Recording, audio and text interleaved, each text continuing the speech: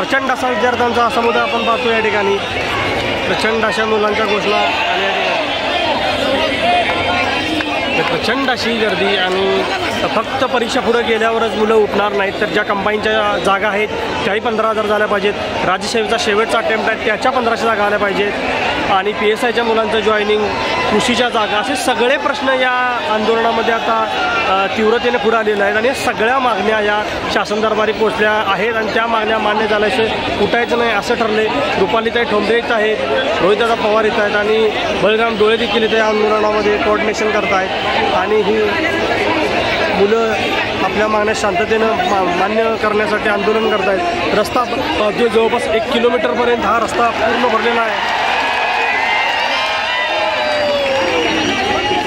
आणि पुढचा घटना आणि पूर्ण आंदोलनाची पुढची दिशा या ठिकाणी मुलांना समजून सांगण्यात येते। प्रचंड अशी गर्दी, रात्रभर मुलं रस्त्यावर होती।